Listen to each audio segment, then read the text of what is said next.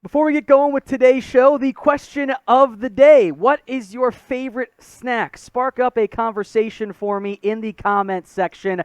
No particular reason we're asking this one today, but figured it's nice to get to know the audience. So let me know in the comments section what your favorite snack is. What are you munching on when you have the time?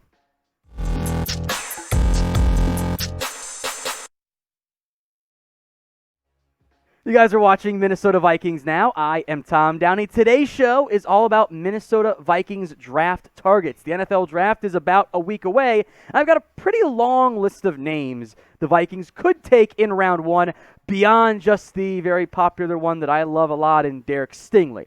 Here's how I, for now, have the Vikings' biggest needs. Quarterback at 5, center at 4, tight end 3, safety at 2, cornerback at 1. You could put defensive line in that conversation for me, plus plenty of other depth positions. The only spot I see a real need for a major day one starter is maybe corner. I want to see what Cam Bynum can do at safety, but that's why that one's number 2 if you're not sold on Bynum.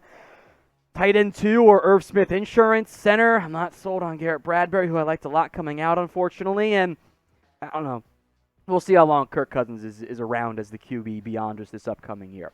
So before we get to my list, name a player who you think the Vikings should draft in round one. Let me know in the comments. And I fully expect to see all of the Derek Stingleys in here, because that is the likely route I think Minnesota goes. I love the fit. I love the player, the upside here. I think Derek Stingley is the ideal selection for Minnesota. I consider this the obvious choice. There are medical concerns, hasn't played much past 2 years. I totally get that. The guy we saw in 2019 as a true freshman at the SEC at LSU, that is some of the best production I've seen from a young corner in ever. So I am all aboard going out and getting Derek Stingley in round one this year. Assuming he's there, I think him learning under Patrick Peterson is the best thing for him to hit his immense upside. Now, if Stingley's gone, I do like the idea of Trent McDuffie. He's not going to be for everybody, and I am aware of that. The arm length isn't ideal. The takeaways are not ideal either. 0 interceptions this past year. But what you could probably do, plug him in as your nickel corner day one and let Peterson and Dantzler be on the outside. Then in a year or two, however long you keep Peterson for, you shift McDuffie back to the outside. I think he's best in zone, but he can do man coverage too, especially in the nickel role. He's a good tackler. The arm length is a concern for some. I have a first-round grade. If Stingley's gone, I would bet that McDuffie is one of, if not my highest-rated player at a position of need on the board for Minnesota in the first round. I also want to mention Andrew Booth. This is probably better as a trade down target. I don't love what he could potentially bring to you. I'm not as high on Booth as others. I've seen him mocked fairly frequently to teams like the Vikings and the Patriots in that round one range. It's just too early for me. All right, let's talk safeties now. The two big secondary needs. About Daxton Hill. Now, Hill last year for Michigan mostly played a nickel corner role. That was where he was maximized, but you could see how the traits he has, that immense speed and burst and agility, profiles very well to being a impact safety in the NFL. I think he and Harrison Smith would be a dynamic duo. I don't love him without a trade down, but I did want to include him on this list. I'll also mention Lewis Cine as a trade down fit, and not to mention I would do bad things to get Kyle Hamilton on the Minnesota Vikings. Pair up those those Notre Dame safeties in Hamilton and Harrison Smith. I don't think Hamilton's there. If he is, do it. I'd take him over Derek Stingley. I think he's the best player in this year's class. Cine, though, would definitely be there in round one. That's why I put him on there, but I would be remiss if I didn't mention Kyle Hamilton as well. What do you think is the Vikings' biggest need? You saw my top 5 list a little bit earlier. I want to know from you guys. Sound off in the comments the number one need for the Minnesota Vikings this year. We will be live on the Chat Sports YouTube channel for the entirety of the 2022 NFL Draft. In the words of my good friend Mitchell Renz here, we'll be live for about 55 hours for the NFL Draft. So if you haven't already, go subscribe. YouTube.com/chatsportstv. Unlike ESPN, NFL Network, we will cover every single pick. So when we get to the 7th round and you have no idea who this guy is, because, I mean, why would you? You have a life. I don't. We will actually break down that prospect for you instead of just doing the last 10 picks in a 30-second span. No one wants that. That's why we actually do the analysis for you. So go subscribe, youtube.com/chatsportstv. That link will be in the comments and in the description. Let's hit pass rushers here, at least briefly. Had it not been for the Za'Darius Smith signing, I'd have probably been all over the idea of drafting Jermaine Johnson if I were Minnesota. I think he's going to be a really good edge rusher in the NFL. I don't know if he's going to be a consistent double-digit sack machine, but he has a higher floor, A, with his athletic ability, and his run stopping. I like Johnson more if the Vikings decide they're picked over at corner or don't want to go that route, if they're just going pure BPA at a premium position like edge.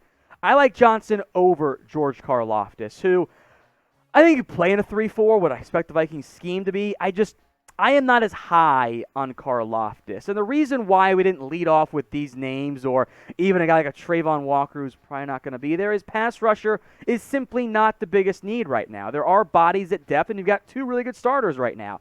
Now, if you're not going to pay Danielle Hunter, which I think they will, maybe you revisit that plan. The one guy that could change that, I think, is Kayvon Thibodeaux. I don't think he slides, kind of like I don't think Kyle Hamilton gets there, but there are the claims, the buzz, the reports that Thibodeaux's got the ego, accused of taking plays off, which I don't really see on film. I think people confuse setting the edge against the run as taking plays off. Not the case.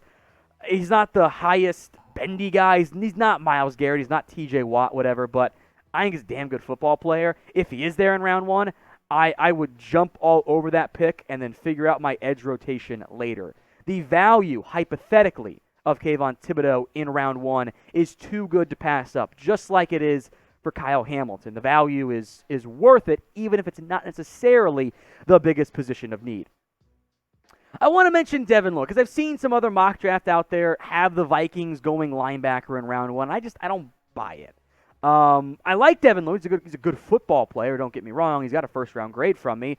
But I think when the Vikings signed Jordan Hicks, that was their sign. After all the linebacker picks they spent last year, they don't plan on going linebacker in round 1. In a trade down, maybe it starts to make a little bit more sense at that point.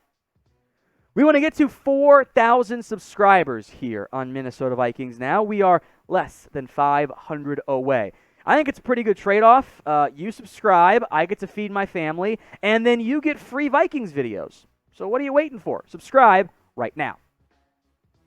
This is the name I think I haven't given enough attention to as it relates to Minnesota.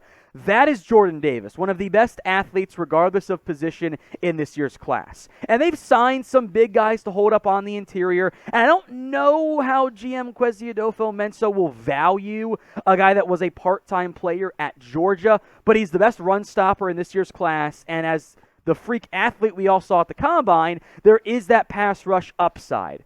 So I think they'd go Derek Stingley over Jordan Davis, but that's a decent name to keep an eye out for. One more is Tyler Linderbaum, especially if you're out altogether on Garrett Bradbury, which I understand. I'll take the L on being wrong on that one. Now, if you're worried about the zone blocking center who might not have great power and has short arms, I understand the hesitation with the way the Bradbury pick has gone. I think Linderbaum is a better prospect. He is an easy top 10 guy for me in this year's class. I think he is a flawless scheme fit for what Kevin O'Connell will want to do as the Vikings head coach and play caller as well. So I would definitely keep an eye on Linderbaum. It's maybe more so in a trade down scenario, given the way I think the NFL values him, but I would love that pick by Minnesota. Zion Johnson, next up here, the offensive guard out of Boston College. I like Zion. I think he's a very good football player. I think where the Vikings are at, it is a little bit early. And I'd also mention that all the moves they've made to add guards this year makes me think they're not going to invest heavily in that position. But again, I wanted to at least mention some trade down guys, some worst case scenario options if there's like an early run on edges and guards or edges and corners in the tackle slot, which don't make sense for Minnesota. I did want to mention Zion Johnson too. What do you think is the biggest side of the ball in terms of needs? What area do the Vikings need to invest the most? O for offense, D for defense. I myself lean defense, but of course, we're a show for the people. I want to hear what you guys have to say. Let me know right now in the comment section. O for offense, D for defense. We'll wrap up here with some offense conversation. How about Chris Olave, the Ohio State wide receiver, who I am a big fan of. I think Olave is the best route runner in this year's class. He has great touchdown production. He has good hands. He is fast as well. Now, the issue why Olave, I think, should be there, unless there's a run on receivers and, the Commanders take him at 11, is that he doesn't bring you much after the catch. He's not going to be a Deebo Samuel making guys miss, blah, blah, blah. But I call him to Calvin Ridley. And if you just want to go pure BPA, he might be for Minnesota. His teammate, Garrett Wilson, might be. And I know you've already got big-time receivers in Justin Jefferson and Adam Thielen. We'll see how long Thielen will be around just age-wise. But imagine a receiving core of Garrett Wilson, Justin Jefferson, Adam Thielen. That's up there with the best in the NFL as far as I'm concerned. I think you could give Wilson some slot reps or some outside reps. Wilson is my wide receiver one. I think going receiver in round one would be a surprise, but I also want to at least mention that as a somewhat possible pick there. And finally, how about any of the QBs? It would be a shocker. I've mentioned Minnesota as like super secret dark horse to go QB in round one. I don't think that's the route they go. If they did, I think they would target somebody like a Malik Willis who they can sit for a year or two behind Kirk Cousins, because I believe he needs that time and that growth and that development to adjust to life in the NFL. He is not ready, I believe, to take over as a franchise QB quite yet, but I've heard great things about his interviews, and that certainly matters. And it's a new regime.